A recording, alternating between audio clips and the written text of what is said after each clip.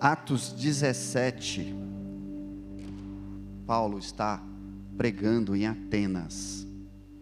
Paulo chamou a atenção a todos ali que eles adoravam ao Deus do céu. Como que ele fez isso? Existia um Deus que eles adoravam que chamava o Deus desconhecido. E quando Paulo chamou a atenção deles, ele disse: pois através desse Deus que eu conheço, nós vivemos, nos movemos e existimos. Você e eu existimos pelo poder de Deus. Deus Todo-Poderoso e Supremo se importa com você. Eu sou cardiologista e sei muito bem da importância do coração. Ninguém sabe como, mas a primeira coisa que acontece no ser que está lá dentro do útero sendo formado é o coração batendo. E o coração ele bate com uma centelha elétrica. E ele do nada começa a bater. O coração é o último a parar de bater quando nós deixamos de viver. Esse poder, essa eletricidade, aquilo que move o seu coração, que faz ele bater, é o poder de Deus. Você sente isso? Você tem noção de que você é sustentado por Deus? Cada respiração, cada batida, tudo vem de Deus. Por isso que Davi disse, em 1 Crônicas 29, 11, Deus, ó Senhor, são a grandeza, o poder, a glória, a majestade e o esplendor, pois tudo o que há nos céus e na terra, teu, ó Senhor, é o reino, tu estás acima de Deus. Meu Deus é o supremo Deus. Vocês concordam comigo? Então levante-se e diga comigo: meu Deus é o supremo Deus. De novo. Meu Deus é o supremo Rei. Levante-se conosco. Fale também comigo. Levante-se e se junte a esse exército e fale a mesma coisa. Meu Deus é o supremo Rei. De novo. Meu Deus é o supremo Rei. É assim que Deus se revela a nós. É assim que a gente sente o poder de Deus. Então agora você vai participar conosco de pé desse momento. Sinta o poder de Deus no seu coração.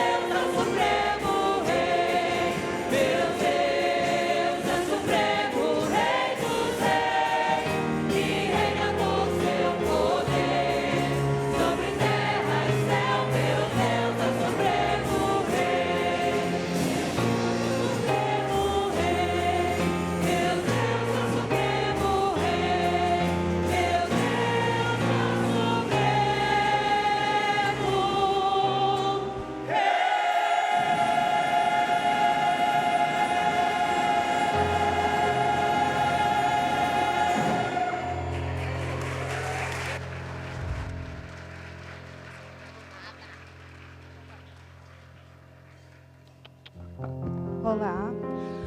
Bom dia, comunidade. Feliz sábado. Ah, não, gente. Tem que ser um feliz sábado assim, sabe? Muito caloroso, porque a gente acabou de ouvir esses jovens louvando o nome do nosso Deus. Vocês podem sentar e eu vou falar de novo, tá bom? Feliz sábado. Além de sábado, hoje é um dia muito especial. Hoje é o dia do jovem adventista. E olha aqui como a nossa plataforma está linda, com esses jovens sorridentes, cheirosos. Eu acredito que eles merecem uma salva de palmas, né? Então vamos lá. Parabéns pelo dia de vocês. Pelos nossos jovens que também estão aqui na nossa nave. Mas eu pergunto para vocês, o que torna esses jovens especiais? Cada jovem que está aqui atrás, eles têm uma história, eles têm momentos felizes, alegres, tristes, frustrações. Mas talvez a vida de algum desses jovens que estão aqui se pareça muito com a sua. Então, nessa manhã, eu vou convidar uma pessoa a compartilhar a sua vida. E eu quero uma salva de palmas para a Bianca. Venha, Bianca, ela vai dividir um pouco desse momento comigo. Bianca, eu já te conheço, a sociedade também já te conhece, mas tem muita gente aqui na nossa comunidade que ainda não conhece você. Então, eu convido você a se apresentar um pouco, falar sobre quem é a Bianca.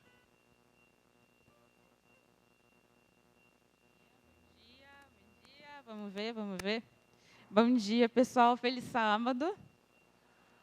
Meu nome é Bianca, como a Sabrina falou.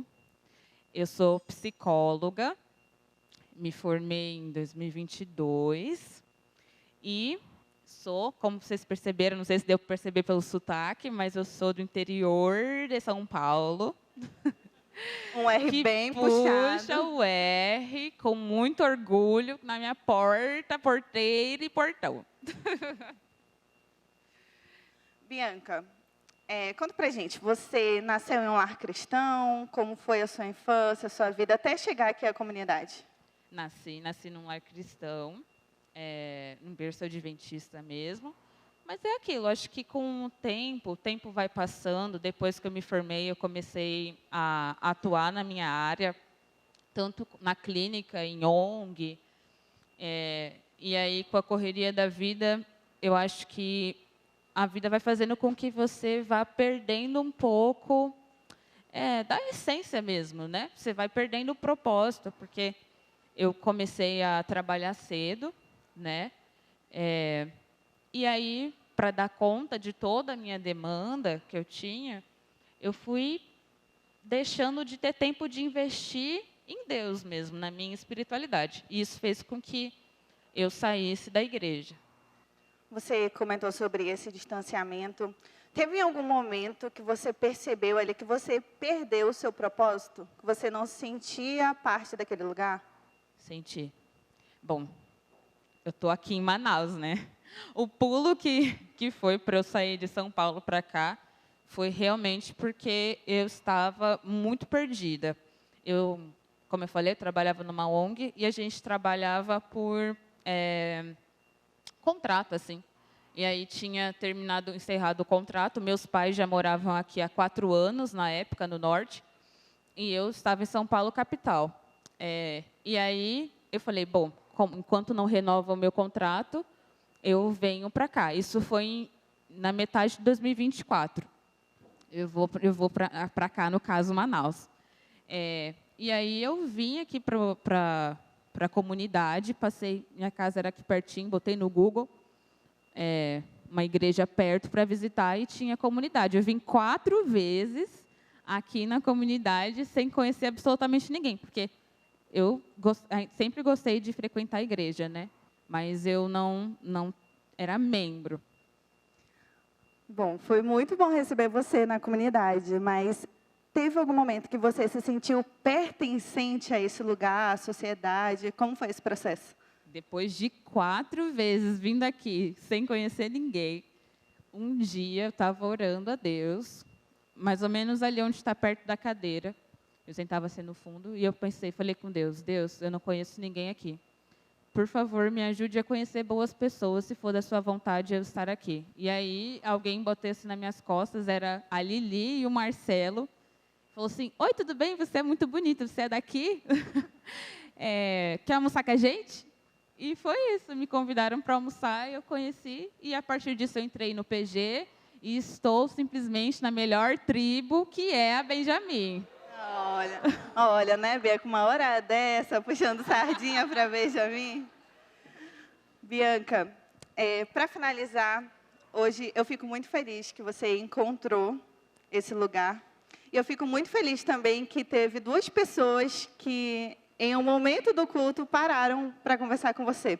Olha a importância de estarmos atentos às pessoas que nos visitam, que nos encontram. Mas, para finalizar, que conselho você nos daria? Daria para os nossos jovens que estão aqui, que talvez em algum momento se sentiram tão perdidos, sem propósito, sem rumo, e estejam procurando um lugar. O que eu tenho para falar é que Deus usa pessoas, é por meio de pessoas, é na coletividade, na comunidade, que nós encontramos um pouco do amor de Cristo. Ele se comunica de outras formas, não é só por pessoas, mas eu conheci um pouco mais de Jesus por causa de vocês, de todos vocês. E agora eu não terminei a história, né? Eu continuei aqui em Manaus, porque há 1 ano e pouquinho eu voltei a estudar num cursinho para ensino médio mesmo, porque eu tenho prestado para medicina. E um dia eu ainda vou ser médica, porque eu sei que se Deus me colocou aqui, era para eu voltar para fazer, trabalhar, enfim, na ONG, mas Deus tem outros planos, e Ele usa as pessoas para mostrarem o que você precisa ser, porque Deus tem planos para nós. Eu tenho fé nisso, Ele tem para mim. Amém, Bianca. Uma salva de palmas. Queremos te agradecer por compartilhar a sua história conosco. E que durante essa manhã, se você se encontra perdido ou sem rumo, que nós possamos encontrar o nosso lugar. Amém. Vocês veem como a bondade de Deus, ela é fundamental para o nosso coração sentir a gratidão, o cuidado, o quanto Deus tem feito por você, quanto Deus tem te ajudado em tudo. O caminho, ele é difícil, e alguns dizem assim, não, no final do caminho eu vou ter um descanso. Não, não é assim. O descanso de Deus é durante o caminho, porque durante o caminho Ele está conosco, durante a dificuldade Ele nos ajuda. O descanso é quando você coloca a sua preocupação nas mãos de Deus, quando você acredita que a bondade de Deus, ela te ajuda em tudo. Você crê nisso? Se você crê, você entrega a Deus tudo, a tua vontade, o que você quer fazer, os seus talentos, o seu propósito é para Deus, e aí a entrega é total. Agora é hora de você demonstrar isso em gratidão a Deus, através daquilo que você recebe de forma material. Devolva a Deus em gratidão todas as bênçãos que Deus tem te dado, e sinta a bondade de Deus no seu coração.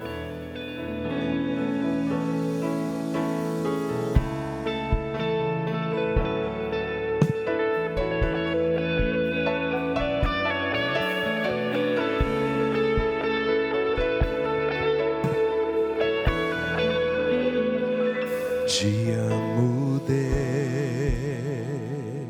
Deus, tua graça nunca falha.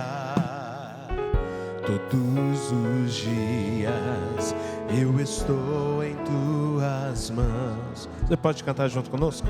Desde quando me levanto até eu me deitar, eu cantarei da bondade de Deus.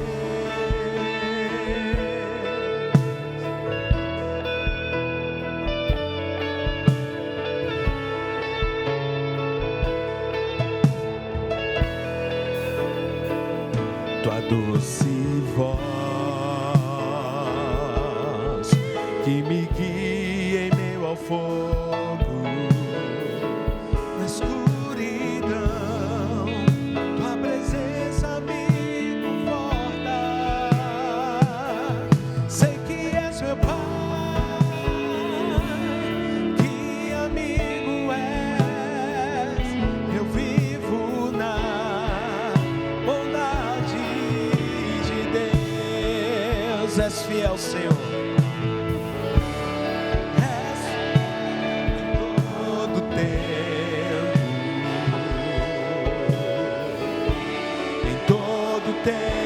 Tu és tão, tão bom, com todo fôlego que tenho, eu cantarei da bondade de Deus. Vamos ficar em pé, coral? Posso colocar de pé?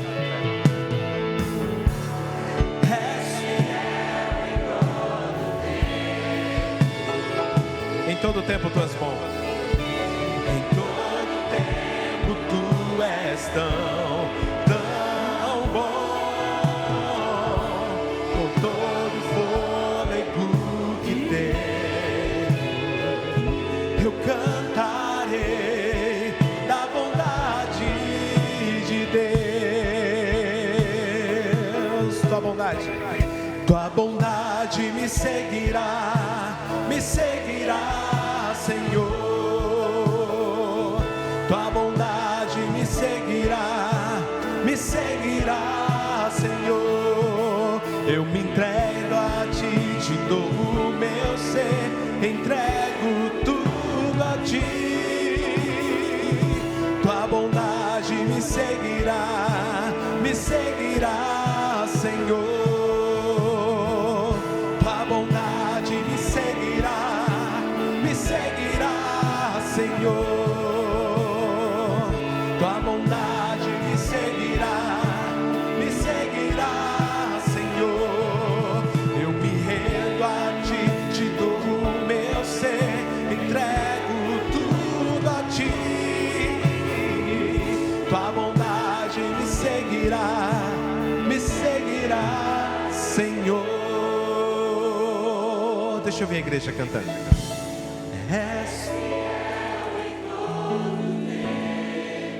Em todo tempo tu és bom, em todo tempo tu és tão, com todo fôlego. Amém. Eu cantarei da bondade de Deus. Eu cantarei da bondade de quem? Amém.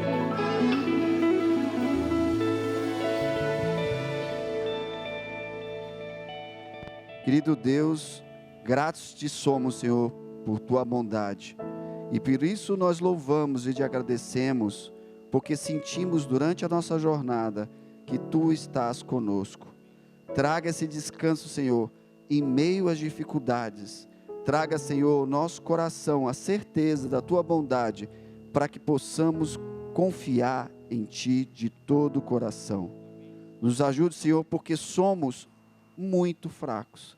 Precisamos da tua força, do teu Santo Espírito, para que isso possa acontecer. Complete em nós, Senhor, e que tua bondade possa sempre nos guiar e nos proteger. Em nome de Jesus. Amém.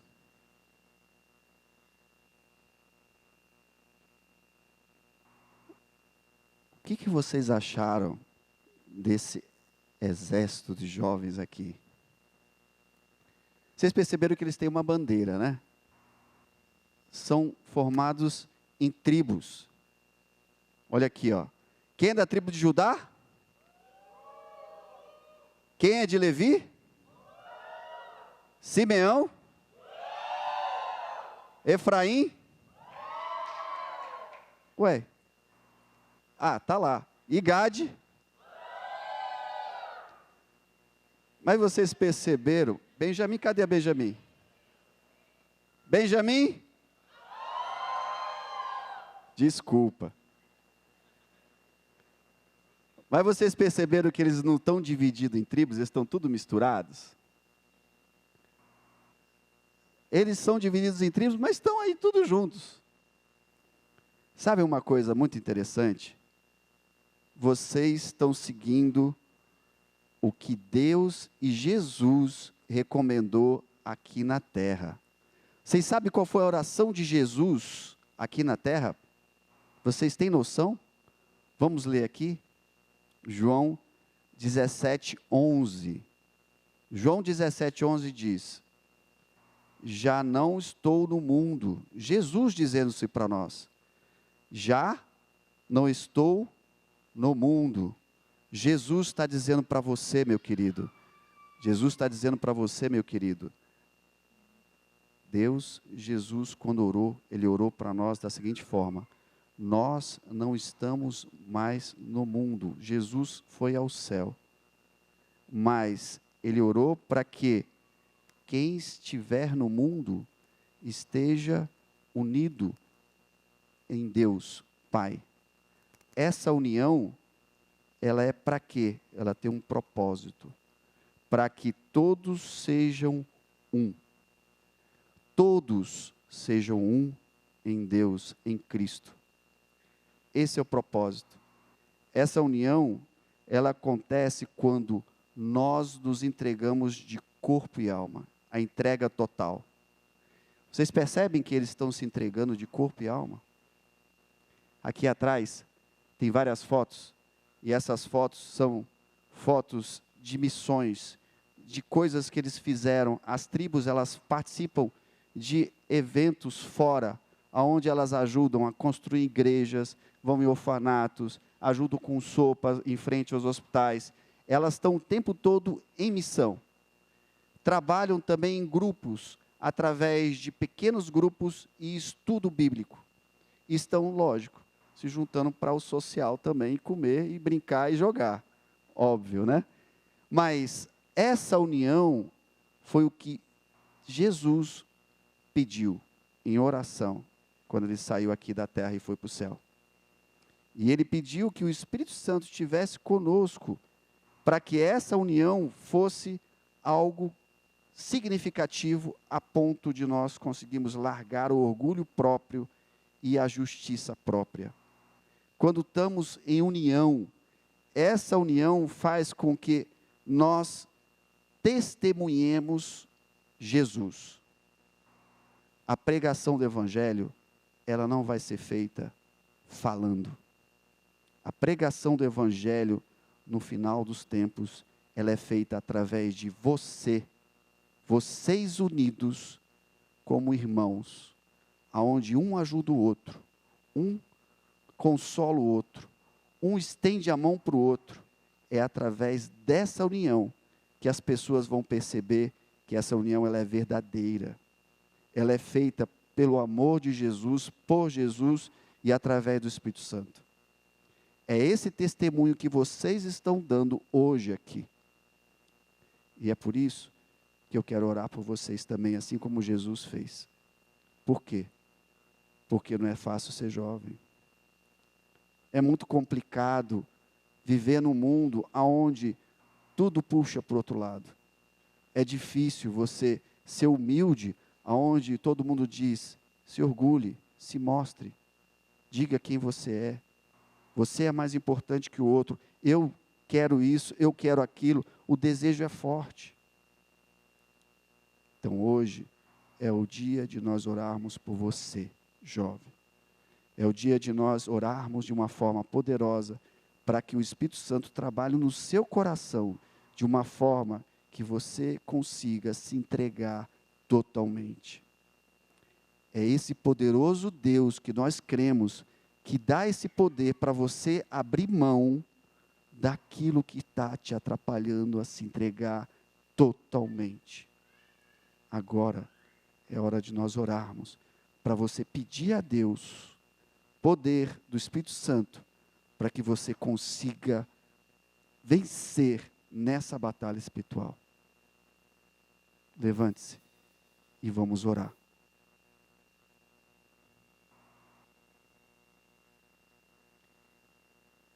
você que quer se unir conosco em oração, para ter esse poder do Espírito Santo, levante-se também conosco. E de forma especial, eu peço que vocês orem junto, em silêncio, para esses jovens que estão aqui se dedicando, colocando o seu talento, o seu tempo, o seu dom na missão. Não é fácil, é difícil ser jovem hoje aqui, nesse mundo. Mas aqui está o exército de Deus para trabalhar na missão com propósito. Vamos orar por eles. Querido Deus, bom Pai, obrigado, Deus, pelas bênçãos, obrigado, Senhor, por estar nos dando o Teu poder disponível agora aqui para nós, através do Seu Espírito Santo. Aqui está um exército, tribos todas unidas em nome de Jesus, unidos em Cristo, para que tenham um propósito, para que consigam se entregar, para que o Espírito Santo consiga transformar o coração deles. Te peço, Senhor, que esse poder, o Espírito Santo, esteja com cada um aqui, nas suas lutas, nas suas dificuldades, durante o seu dia a dia, na semana, para que ele possa, Senhor, estar conectado contigo o tempo todo, para que ele possa sentir, Senhor, que Tu estás durante o caminho, as dificuldades, e que Tu dás descanso ao nosso coração em meio às lutas, porque nós confiamos em Ti, entregamos todo o nosso coração a Ti, Senhor. Cuida, Senhor, e nos ajuda, e nos mantém firmes nesse caminho, com missão e propósito, em nome de Jesus. Amém. E eu convido você a se ficar de pé, que nós vamos louvar a Deus agora, e agradecer a Deus, porque Deus é poderoso, e agora você precisa cantar em agradecimento a Ele. Louvai.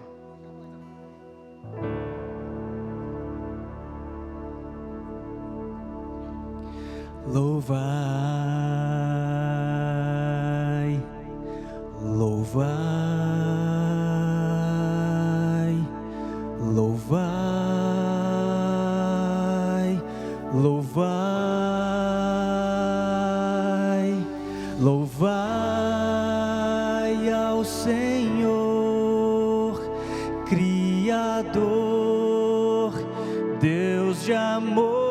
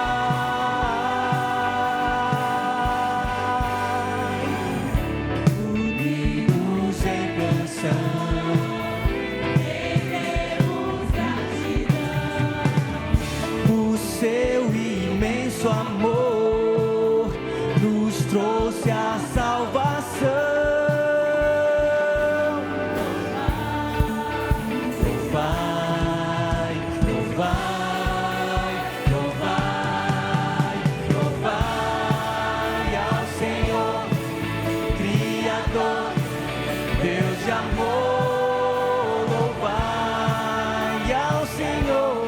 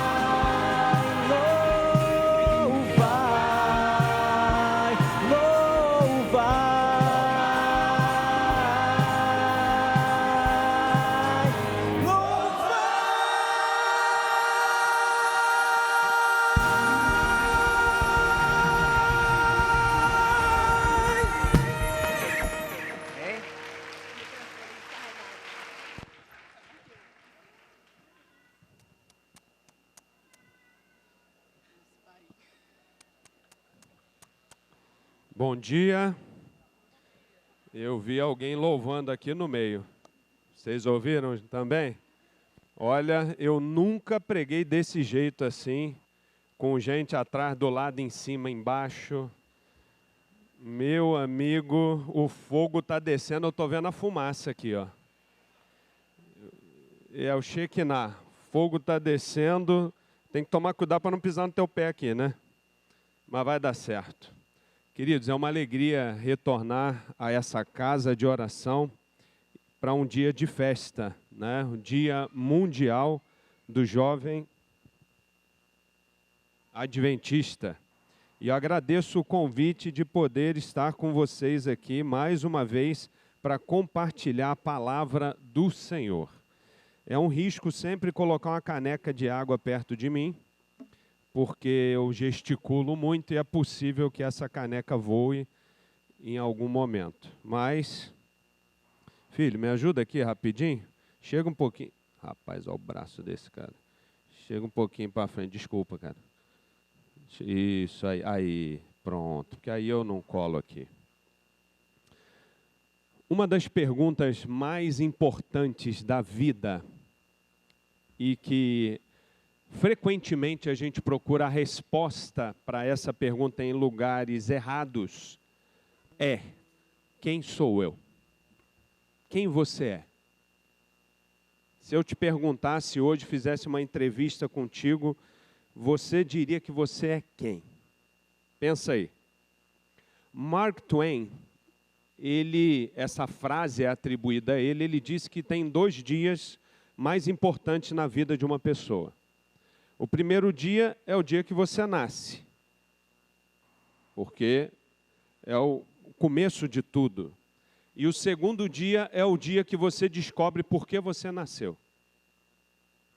Segundo Mark Twain, essa descoberta ela é simplesmente fantástica, porque quando a gente descobre por que a gente nasceu, a gente começa a viver com propósito. Mas como eu disse para vocês, uma das maiores tragédias do nosso tempo, seja que essa pergunta, ela continua sendo feita, mas muitas vezes as pessoas vão buscar a resposta em lugares errados. Muita gente tenta descobrir quem é olhando para dentro de si. Outros tentam descobrir olhando para o passado. Alguns tentam descobrir ou se definir pela dor, pela profissão, alguns pela função, pela posição, pelo status, pelos erros, ou por aquilo que você fez, por alguma queda, pelas rejeições, pelos traumas, pelas aprovações dos outros. Eu não sei se eu falo para alguém que nesse momento está se identificando. Quem é você? Nós precisamos o mais rápido possível, como cristãos, responder a essa pergunta. A Bíblia ela mostra um caminho completamente diferente. A Bíblia diz onde o ser humano se entende. A Bíblia ensina que o ser humano nunca se entende corretamente enquanto não enxerga a Deus corretamente. Então, a estrutura da mensagem de hoje, para você se preparar aí, ela está baseada em 3 pontos. Ponto número 1, nós primeiro descobrimos quem Deus é. Ponto número 2, depois você entende quem você é. E ponto número 3, aí você vai saber para que você existe. Ok? Essa é a base da mensagem que Deus colocou no meu coração nessa manhã. Vou repetir. Primeiro você entende quem Deus é, depois quem você é e por último para que você existe. E eu escolhi um personagem, Deus escolheu um personagem bíblico famoso, conhecido, e na história dele a gente vai entender e responder essas 3 perguntas. Se você puder me acompanhar, Êxodo 3, verso de 1 a 15. A gente não vai ler todos os versículos, a gente vai ler alguns, mas a história está em Êxodo capítulo 3, tá? Só uma pequena contextualização. Moisés. Quem era Moisés, né? Então vamos lá, rapidinho, voltando um pouquinho aqui. José, uma vez, foi vendido pelos seus irmãos e foi para onde? Para o Egito. Ali ele ficou, se estabeleceu, ele foi um governador daquela região, chegou ao ponto de perdoar seus irmãos então, e seu pai, toda a sua família, todos eles foram morar no Egito, e eles viveram por muitos anos ali, mas como o tempo passa, chegou uma hora que José, Jacó e todo mundo morreu, e levanta alguém que não conhecia José. E como essa pessoa percebeu que o povo havia crescido muito, o povo hebreu, eles tinham medo de que o povo hebreu em algum momento pudesse se revoltar e pudesse tomar o poder. E aí o faraó teve uma ideia, você já deve ter visto nos desenhos, o que foi que ele disse? Olha, chamou as parteiras e disse, todo menino que nascer, vocês vão matar. As meninas podem deixar viver, está vendo aí? As meninas vivem, o homem mata. Só que as parteiras eram tementes a Deus e elas não fizeram isso. E por fim, Faraó manda jogar os meninos no rio Nilo. O fato é que a mãe de Moisés estava grávida nesse período. Moisés nasceu, a Bíblia diz, né, o próprio Moisés diz que ele era bonito, né? Humilde, né? A Bíblia diz que Moisés era uma criança bonita e formosa.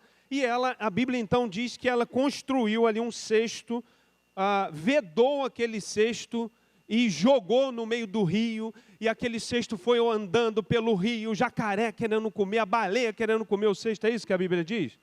Não. Mas o filme mostra assim. A Bíblia diz, já imaginou uma criança correndo no meio daquele negócio ali, as correntezas? Não, a mãe não ia fazer isso.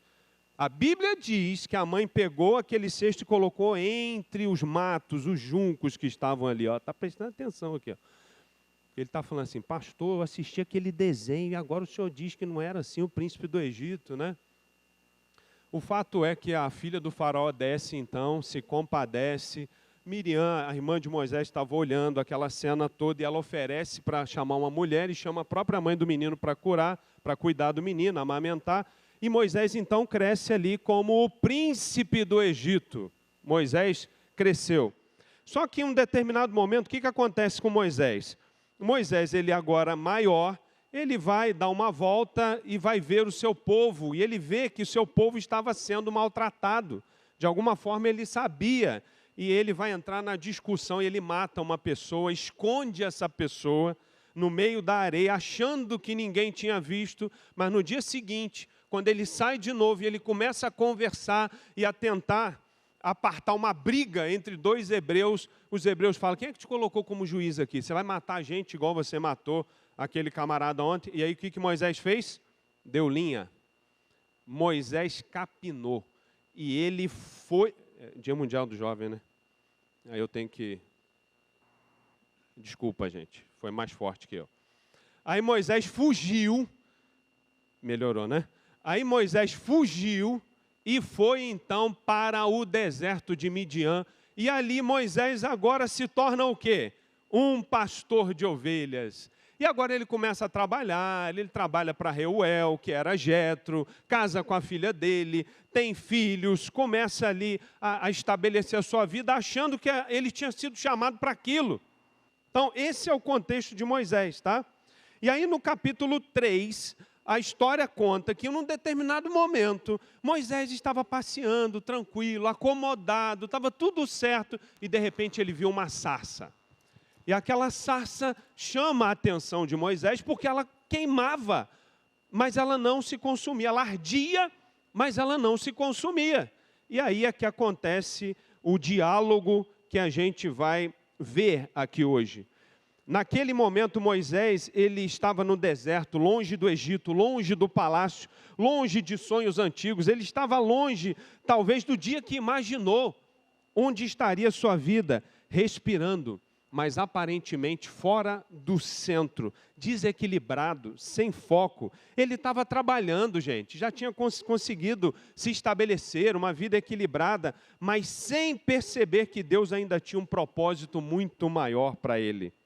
E então, no meio da rotina comum, no meio de um dia aparentemente comum, Moisés, ele entende que deveria se relacionar com aquela sarça. E no meio de uma rotina comum, de um dia comum, aparentemente comum, Deus aparece para Moisés. Mas perceba, Deus não aparece no capítulo 3 para dar uma tarefa para Moisés. Deus aparece primeiro para dar uma revelação para Moisés. Antes de dizer a Moisés o que ele vai fazer, ele mostra a Moisés quem ele é. A nossa identidade não nasce do que sentimos. Nossa identidade não nasce do que os outros disseram. A nossa identidade nasce de quem Deus é. Por quê, pastor? Porque nós fomos criados à imagem e semelhança de Deus. Então não tem como eu descobrir quem eu sou longe de Deus. Primeiro eu tenho que entender quem Deus é. Moisés já tinha esquecido. E aí agora Deus aparece não dando uma missão para Moisés de cara. Ele aparece primeiro e se revela. Ele apenas revela para Moisés aquele que ele é. E quando Deus se revela, Ele não apenas nos define, Ele também nos envia. Então, nossa identidade ela começa em quem Deus é. Você vai perceber que no verso 2 o anjo aparece para o Senhor, o anjo do Senhor aparece a Moisés numa chama de fogo no meio de uma sarça, e o verso 5 traz uma ordem divina. Qual foi a ordem? Moisés já foi entrando e Deus diz assim: Moisés, tira as sandálias dos teus pés, porque o lugar que você está pisando é o quê? Terra Santa, amigo. A primeira grande lição do texto é essa. O centro da cena não é Moisés. O centro da cena é Deus. Moisés, fica descalço aí, porque a terra é santa. Isso parece básico, né? Mas não é. Porque um dos grandes problemas da espiritualidade superficial é colocar o homem no centro, até quando Deus fala. O homem no centro de tudo. Tudo gira em torno da necessidade humana. Tudo gira em torno da dor humana. Tudo gira em torno do sonho humano, da carreira, do potencial humano. Mas aqui não. Moisés aqui começa descobrindo o quê? Não quem ele era. Ele começa sendo interrompido por quem Deus é. Moisés, eu não vim falar primeiro quem você é, eu vim dizer quem eu sou santo. Então tira a sandália dos teus pés, porque você está pisando num terreno sagrado. Deus se revela como santo. Essa frase é poderosa, amigos. Deus está dizendo a Moisés, você não está lidando com qualquer realidade, você está diante do santo. A primeira marca da revelação divina aqui não é o conforto, não é explicação, não é direção, não é qualquer outra coisa. A primeira marca da direção divina aqui é santidade. Isso é muito importante para a igreja hoje, porque a identidade do povo de Deus não pode ser construída em cima de uma moda, ou em cima do gosto do momento, de uma cultura dominante, ou de uma tendência do dia. Não. Nossa identidade, ela precisa ser construída à luz da santidade de Deus e da sua palavra. O Deus bíblico, ele não pode ser reduzido, ele não pode ser adaptado ao gosto humano. É o ser humano que se adapta a quem Deus é, porque a nossa identidade não é própria, ela é derivada de um Criador. Então, quem se adapta na nossa relação com Deus somos nós. E Ele é santo. Ele começa dizendo que Ele é santo. A igreja perde a identidade quando perde a noção do sagrado, quando perde a noção do santo. O crente perde o eixo quando ele perde a reverência. Não, nós lidamos com um Deus santo. Tire as sandálias, Moisés, porque o lugar que você está pisando é santo. Deus já começa se revelando. E Ele não só se revela como santo, Ele se revela como um Deus próximo da história, da aliança. No verso 6, o que Ele diz? Eu sou o Deus do teu pai, o Deus de Abraão, o Deus de Isaac, o Deus de Jacó. Isso é tremendo, porque Deus aqui Ele não se apresenta como uma força impessoal. Não, eu sou um ser que se relaciona, Moisés. Eu sou um ser que já se relacionou ao longo de toda a história. Ele não é uma energia cósmica, amigos. Deus não é uma abstração filosófica. Não, Deus não é uma abstração filosófica. Deus, Ele entra num relacionamento. Deus, Ele faz promessas e Ele é fiel a essas promessas que Ele faz. Moisés, então, começa a entender que a história dele, e nós precisamos entender isso, a tua história não é algo solto no cosmos, não, a tua história está ligada a alguma coisa, e Moisés já percebe que a história dele está conectada a uma história maior. Ele fala de Abraão, de Isaac, de Jacó. Amigos, nossa identidade nunca pode ser entendida isoladamente da aliança que Deus fez. Nós não somos frutos do acaso, não somos uma poeira sem direção, não somos um acidente religioso, somos um povo chamado, lembrado, acompanhado e sustentado pela aliança de Deus. E aí no verso 14, ele se revela, ele chega o ápice da revelação. Ele se revela como o quê? Como eu sou o que sou. Aqui está uma das declarações mais impressionantes que Deus faz a Moisés, quando ele pergunta, né, o que eu vou dizer lá? Que quem me enviou? Deus fala, pode falar que quem te enviou é o eu sou. Essa declaração, ela nos mostra que Deus ele é autoexistente. Deus não depende, Deus não precisa ser sustentado, Deus não recebe identidade de fora, Deus não muda a sua essência, Deus não entra em crise de definição, Deus não precisa de validação, Deus não precisa que alguém o complete, porque Ele é. Ele diz para Moisés, eu sou. Pode dizer que o eu sou. Antes de tudo, o eu sou significa o que? Ele já era. Depois de tudo, ele vai continuar sendo. Quando tudo muda, Deus permanece. Quando tudo cai, Deus continua. Moisés, pode dizer que eu sou. A crise de identidade do homem só começa a ser curada quando ele encontra com um Deus que nunca viveu e nunca viverá uma crise de identidade. Deus sabe quem Ele é e Ele se revela para Moisés como santo, um Deus de relacionamento, de aliança e um Deus que foi e sempre será, sempre existiu. Moisés começa a ficar cheio de perguntas e mais na frente a gente vai ver que Moisés começa a perguntar, tá, mas quem sou eu?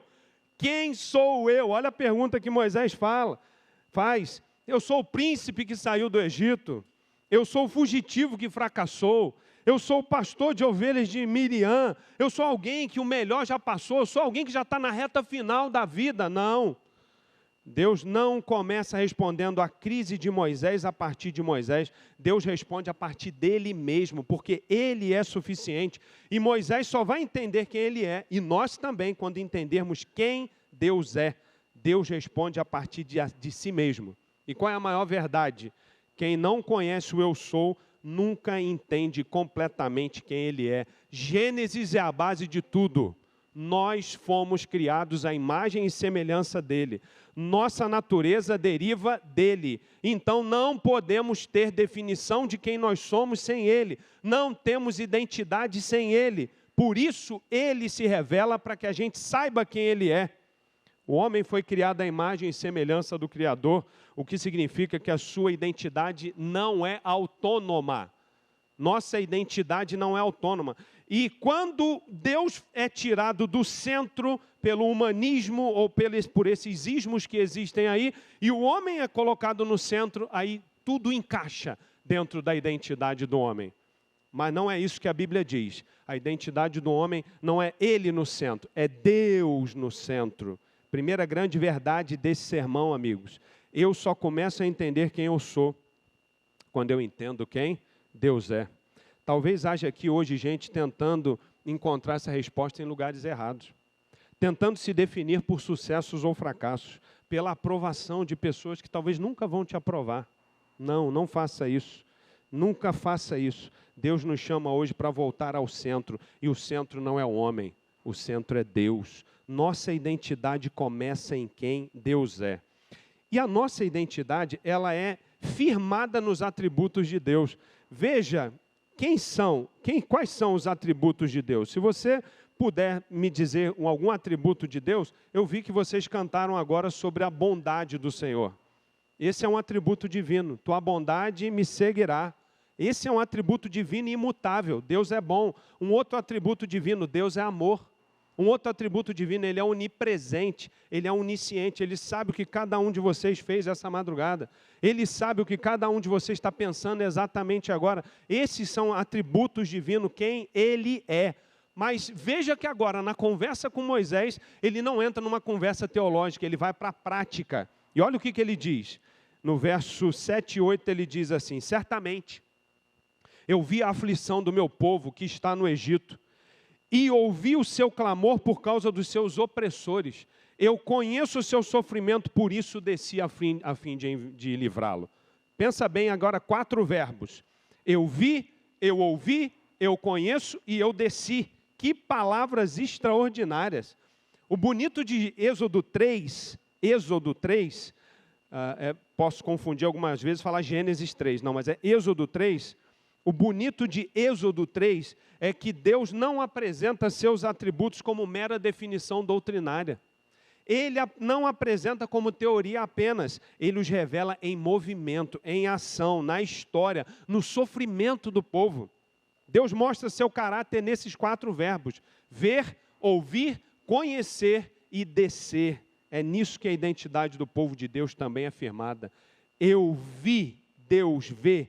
Que declaração forte para um povo escravizado, para gente esmagada pelo sistema, para gente ferida pelo peso do Egito, para gente que talvez pensasse: pastor, será que Deus ainda enxerga? Ele diz: eu vejo. Nosso Deus não é distraído, Ele não é ausente, Ele não é indiferente. Às vezes nós pensamos que porque os homens não viram, Deus também não viu. Mas a Bíblia, Deus garante para Moisés que Deus vê. Ele é onisciente, Ele é onipresente, Ele vê todas as coisas. Mas Ele ouve também. Ele ouve o clamor de uma mãe desesperada pelo seu filho. A dor tem som, a opressão grita. E Deus ouve também a alma cansada. Deus ouve aquelas pessoas que estão precisando de consolo. Muitas vezes tem gente que me encontra que não tem condição nenhuma, zero, de fazer uma oração, mas Deus ouve o gemido daquela pessoa. Deus vê aquela lágrima que ninguém vê, Deus vê. Deus ouve aquele grito por socorro. Deus garante que Ele ouve. E quando alguém só consegue dizer, a única oração que algumas pessoas vão conseguir fazer nesse mundo é: Senhor, me ajuda. E o texto diz que Deus ouve. Mas imagina se Deus só vê e se Ele ouve, mas Ele conhece. Ele conhece os sofrimentos. Isso é mais profundo do que a informação de ver e ouvir. Conhecer aqui é de compaixão, é de envolvimento. Ele não fica na superfície. Há dores que as pessoas ao redor não entendem, mas Ele conhece as causas. Ele conhece as consequências, Ele sabe o que aconteceu. E agora vejam, para que a conta feche, se Deus conhecesse, se Ele visse e ouvisse apenas, seria um Deus distante. Mas a Bíblia diz que Ele faz o quê? Eu desci. Eu desci. Aqui está talvez a palavra mais impressionante desse texto. Eu desci. Amigos, a gente imagina às vezes Deus como um Deus transcendente apenas, e Ele é. Mas nós temos que entender que além da transcendência de Deus, existe a imanência de Deus. O que significa isso? Ele está perto. Ele desce. Ele vai até você em qualquer circunstância. Se você precisar andar sobre as águas, Ele vai estar contigo. Passar pelo fogo, Ele estará lá. Essa é a promessa. Moisés, eu desci para livrá-lo. Nosso Deus não é um Deus de distância, amigos. Nosso Deus é um Deus que está perto. E servir a esse Deus significa aceitá-lo, significa carregar as marcas desse caráter. E eu pergunto para você, com quem você se parece? Fomos criados à imagem e semelhança desse Deus que se revelou para Moisés. Com quem você se parece? Essa pergunta ela é muito importante. Com quem que essa igreja parece? Com quem que eu me pareço? Com quem que nós parecemos?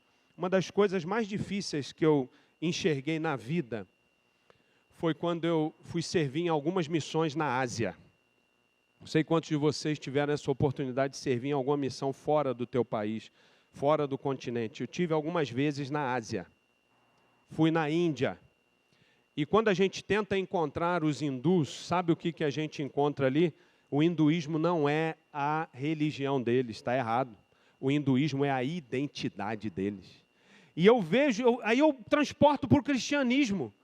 E eu vejo em alguns lugares do mundo o cristianismo morrendo. As pessoas se parecendo mais com o mundo do que com o Senhor. As pessoas se parecendo mais com o que o influencer diz que ele é, do que com quem diz que você é e eu sou. Por isso é difícil alcançar um hindu, porque o hinduísmo é a identidade dele. O cristianismo deveria ser a nossa, parecermos mais com Deus. Se nós pertencemos, amigos, aqui vai um alerta, para mim inclusive. Se você pertence e se você se parece com um Deus que vê, nós não podemos ser cegos. Porque Deus vê. Se Ele vê, eu tenho que ver também. Se nós pertencemos a um Deus que ouve, nós não podemos ser surdos. Nós temos que ouvir o clamor do oprimido. Se nós pertencemos a um Deus que conhece, nós também não podemos ser superficiais. Devemos entrar na vida das pessoas e conhecer as pessoas. Se pertencemos ou se parecemos com um Deus que desce, nós não podemos viver uma religião de distância, conforto e indiferença. Para mim, uma das maiores incoerências do cristianismo, e eu cuido para não cair nela, porque já caí algumas vezes, é eu sair da igreja achando que eu estou cheio do Espírito Santo e alguém me pede ajuda e eu passo direto. Cadê a nossa similaridade com o Senhor, que viu, que ouviu, que conhece e que desce? Cadê? Eu fui na igreja para quê? Se nós pertencemos a um Deus que desce, que está próximo, nós não podemos viver uma religião de distância, conforto e indiferença. Aqui está uma linha muito forte, queridos, muito forte. Identidade bíblica não é apenas saber o nome da igreja que eu pertenço. Identidade bíblica é refletir o caráter do Deus a quem eu pertenço. Isso é identidade bíblica. Tem gente que quer defender identidade com um discurso. Eu digo para você, a identidade bíblica ela vai além do discurso. Ela passa pelo caráter, pela postura, pela sensibilidade, pelo modo de olhar as pessoas, pelo modo de tratar gente, pelo modo de responder à dor humana. Isso tem a ver com a nossa identidade.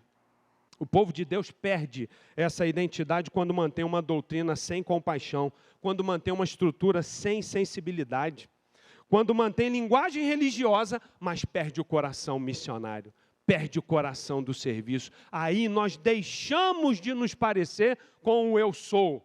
Nós deixamos de nos parecer com Deus. É por isso que esse ponto é muito importante. Nossa identidade não está firmada apenas no nome de Deus, mas também nos atributos de Deus. O que Deus faz, como Ele age. Nós fomos criados à imagem e semelhança dEle. E eu diria, não basta você defender os atributos de Deus na teologia. É preciso você refletir esses atributos na prática. Uma religião teórica, às vezes, afasta as pessoas, se torna formal. Mas uma religião prática, ela serve, ela ama, ela ouve, ela acolhe. É isso que nós precisamos entender aqui hoje. Talvez eu esteja falando para alguém aqui dentro agora. Ei, talvez eu esteja falando para alguém aqui dentro agora que veio para esse culto carregando uma dor silenciosa que ninguém viu.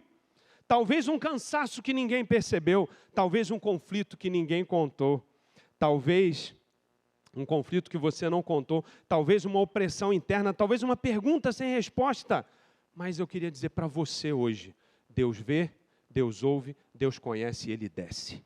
Ele estará aí com você. Mas a terceira e última parte, a nossa identidade, ela se completa quando a gente entende quem Deus é, sabemos os atributos dele, entendemos quem nós somos e agora para que nós existimos.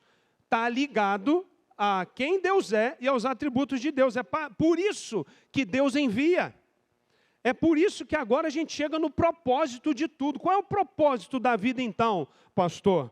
Deus, depois de se revelar, depois de mostrar o seu caráter, depois de declarar seu envolvimento com a dor do povo, o que Deus disse para Moisés no verso 10? Olha o que Deus diz para Moisés. Ele diz assim, vem, verso 10, vem, agora, porque eu vou fazer o quê? Eu vou te enviar a Faraó. Deus envia quem, amigos? Deus, uma das maiores características, anota aí, uma das maiores características de Deus é o envio. Deus, Ele enviou seu filho, Deus, Ele enviou Abraão, Ele envia José, Ele envia Jacó, Deus enviou Moisés, Deus enviou seu filho Jesus, Jesus envia por sua vez a igreja.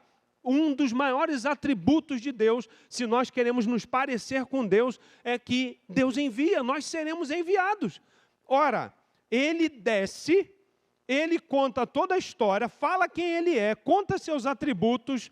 Moisés agora entende que ele estava subaproveitado no deserto de Midian. Moisés, beleza, tu pode estar aí teu ofício pode ser cuidar, né, dessas ovelhas de Jetro, mas o teu propósito é libertar o meu povo do Egito. Esse é o teu propósito, Moisés. E depois que ele convence Moisés, ele agora envia Moisés. Como que Deus, ele cumpre a sua missão? A missão é de Deus.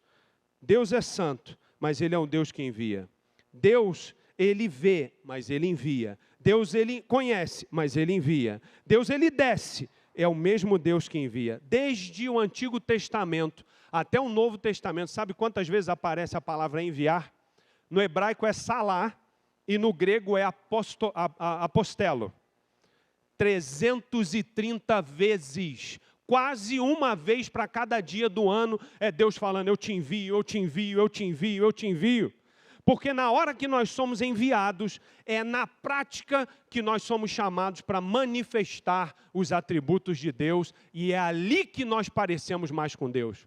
Queridos, vou dizer uma coisa forte para vocês agora, mas Deus me trouxe aqui, e eu não posso negar jamais aquilo que o Espírito Santo pede para eu dizer.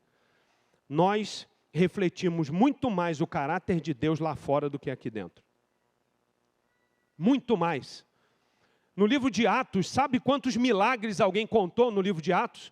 Alguém contou que foram realizados 40 milagres no livro de Atos. Sabe quantos desses foram realizados dentro do templo? Nenhum. Porque o único que foi realizado na porta do templo. Nem dentro do templo não estava. O que isso me diz?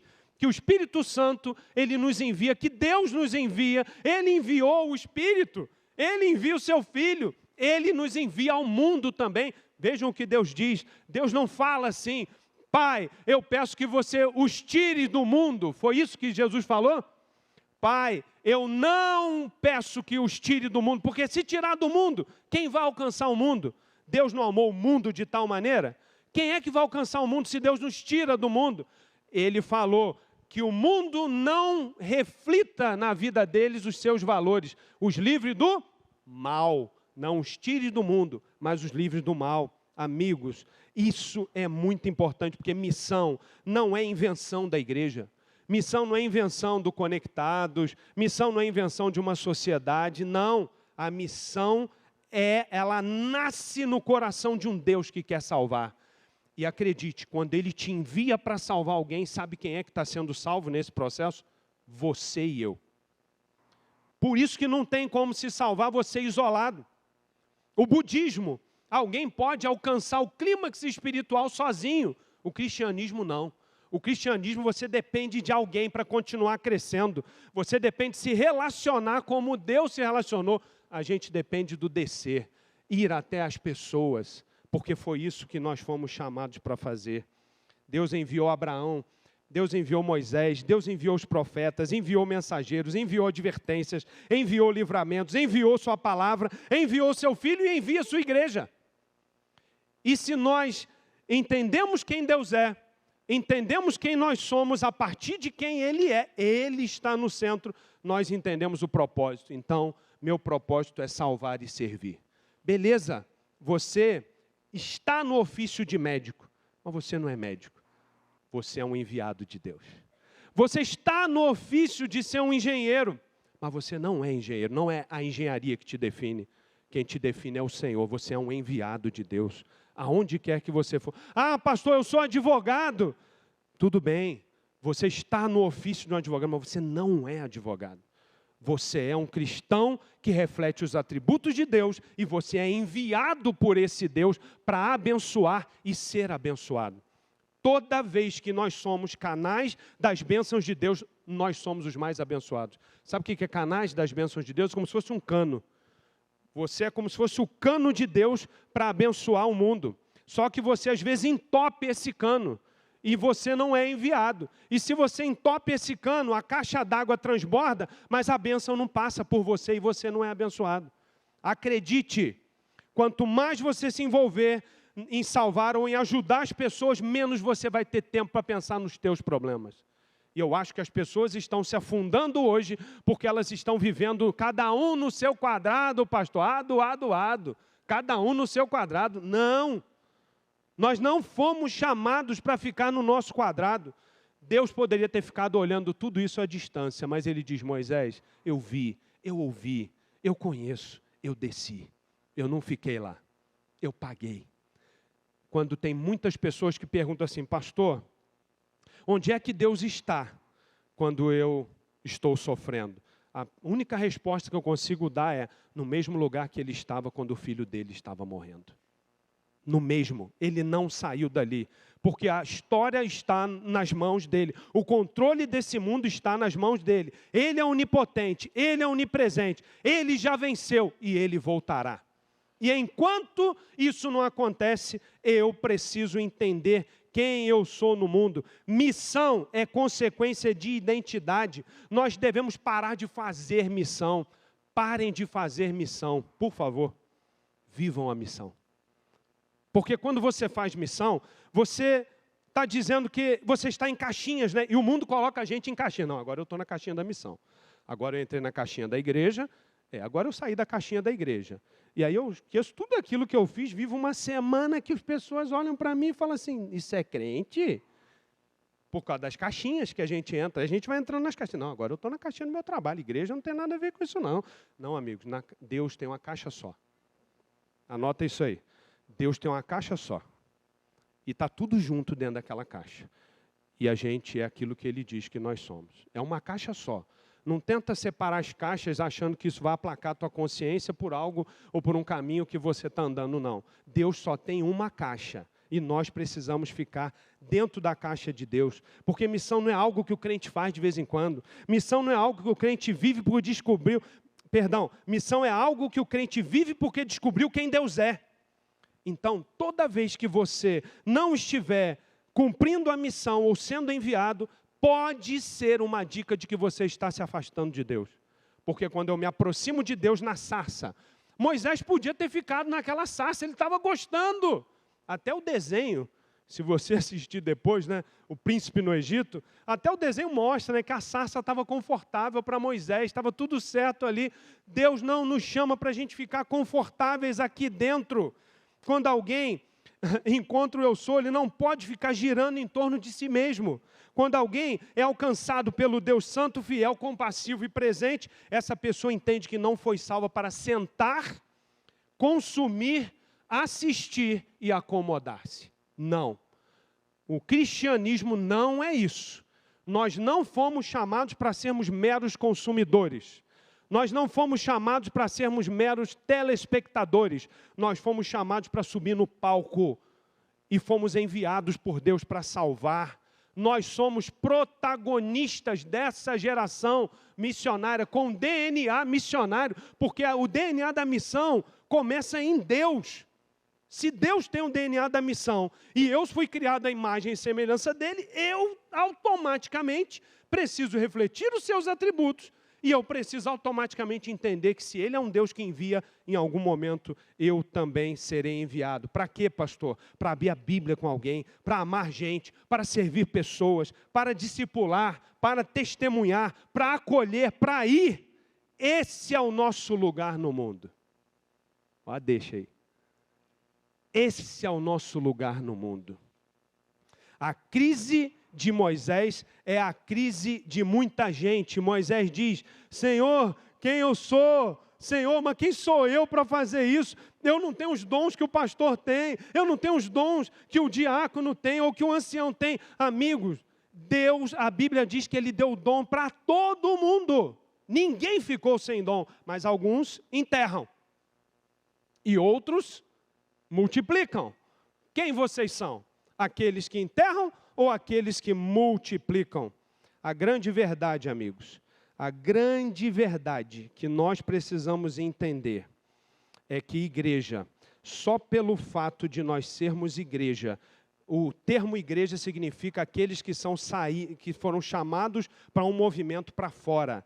Isso é ser igreja. É um povo reunido para ser enviado. O cristão é alguém salvo para salvar o mundo. E eu queria fechar com essa verdade simples e profunda. Quem encontra o Deus que é, encontra também o motivo pelo qual ele vive. Se você ainda não conseguiu responder essa pergunta, quem você é, é porque talvez é preciso você encontrar o Deus que é.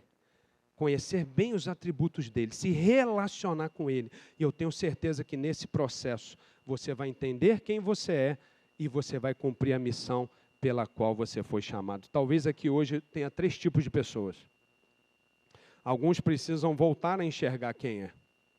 Outros talvez precisam ser lembrados de que Deus ainda vê, ouve, conhece e desce. Porque a gente não pode ficar aqui apenas sendo telespectadores, meros ouvintes, consumidores. Não. E talvez outros precisam responder ao envio de Deus. Talvez outros precisam responder ao envio de Deus. Quando Deus diz para Moisés, olha só que interessante. Quando Deus diz para Moisés que ele ia ser enviado, e Moisés chega e fala para Deus assim, Senhor, quem sou eu? Sou menor. Quem sou eu? Não sei falar. Eu tenho língua pesada. Como é que Deus responde para Moisés? Deus responde para Moisés assim, não, Moisés, vai lá, tu é o cara. Moisés, tu tem potencial. Moisés, eu vejo que a força está dentro de ti. Foi isso que Deus respondeu para Moisés? Quando Moisés se achou incapaz, sabe o que Deus disse para Moisés? Moisés, eu serei contigo. Sabe o que é isso? Moisés, você não vai sozinho. Eu sou, será contigo. Deus responde, essa é a base, não é porque você é suficiente, é porque Ele é suficiente. Não é porque você se garante, é porque Ele permanece. Não é porque você domina o futuro, é porque o eu sou vai junto com vocês. E hoje Ele chama pessoas para voltarem ao centro da identidade bíblica, descobrirem qual é o seu lugar no mundo. O que foi que Jesus disse? Quem nós somos? Vocês são o sal da terra. Vocês são a luz do mundo, porque Ele é o sal, Ele é a luz. Nós, quando estamos ligados a Ele, nós não temos luz própria. Estrela no cristianismo não funciona. A estrela só tem uma, é Ele. A nossa luz, no máximo, é um reflexo da luz dele em nós. Por isso ele diz, mas quem eu sou? Você é a luz do mundo. Você é o sal da terra. Você é aquele que foi chamado para servir. Porque o Deus que vê, que ouve, que conhece, que desce, foi Ele que te chamou. E a igreja ela não pode ser alheia a isso, amigos. Não. Senhor, nós deveríamos dizer hoje, minha identidade não está no que o mundo diz. Não está no meu passado, não está na minha função, não está na minha dor, minha identidade está em Ti. E se o Senhor me chama, eu entendi nessa manhã o meu lugar no mundo. Qual é o meu lugar no mundo? Se você quiser ficar em pé comigo aqui, eu acho que vocês vão cantar em pé, né? E se vocês quiserem cantar junto com eles, qual é o meu lugar no mundo? Meu lugar no mundo é o quê? Te anunciar, é ser o quê? Sal da terra, teu nome, mais o que eu esqueci? Tu és a minha vida, meu lugar no mundo, é o quê? É minha missão, esse é o teu lugar no mundo. E se você quiser ficar junto em pé, com esse coral lindo, entendendo quem Deus é, quem você é, e que Ele está te enviando agora, cantemos todos juntos o meu lugar no mundo.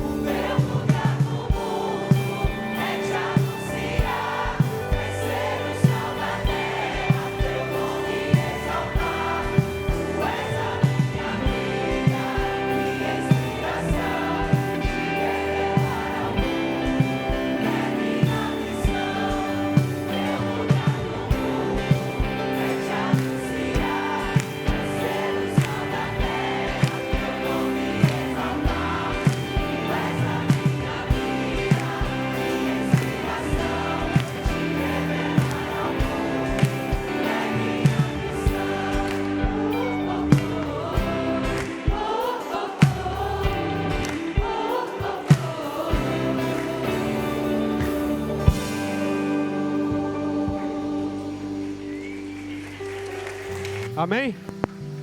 Deus seja louvado. Uma pergunta antes da oração final. Deus poderia fazer e cumprir toda a missão sem nós? Sim ou não? Poderia. Mas se Ele decidisse fazer isso, todos nós estaríamos perdidos. Por isso, Ele nos traz para a relação da divindade. Nos cria a imagem e semelhança dEle. Coloca em nós os frutos do Espírito. Coloca em nós os dons do Espírito. E Ele fala para mim e para você: agora que você sabe quem eu sou e quem você é, vá e seja bênção para o mundo. E à medida que você vai, a bênção maior será para você. É impossível se salvar sem participar da missão. Por isso você hoje descobriu qual é o teu lugar no mundo. E eu espero que a partir de hoje você saia da plateia e suba no palco. E que possa atuar de acordo com o que Deus te chamou para atuar. Deus eterno, muito obrigado, Senhor, pela Tua palavra. Obrigado pela história e por essa conversa com Moisés. Porque ali em Êxodo 3 a gente conseguiu extrair todos esses elementos, Senhor. Muito obrigado, Pai. Porque além da sua transcendência, nós podemos sentir agora o Senhor perto aqui. A tua imanência. O Espírito Santo está conosco aqui agora. Obrigado, Espírito Santo. Nos ajude de uma vez por todas a entender que nós não somos o centro. E que nós não estamos no centro. Que a partir do momento que isso foi feito, o ser humano começou a trazer para si o maior número de problemas possível. Nos ajude a te colocar no centro de volta, Senhor. Porque o Senhor é o eu sou. O Senhor é onipresente, onisciente, bondoso, amável. Nos ajude a refletir esses atributos enquanto o Senhor nos envia. Esse é o nosso lugar no mundo. Essa é a nossa identidade. E foi para isso que o Senhor nos chamou. Eu entrego toda a comunidade Ser nas Tuas mãos. Eu entrego não só o Conectados, mas todos, Senhor, nas Tuas mãos. Para que a gente, Senhor, conectados com o Senhor, possamos nos conectar com pessoas a fim de salvá-las. Em nome de Jesus, amém. Vão e sejam bênção aonde quer que Deus os enviar.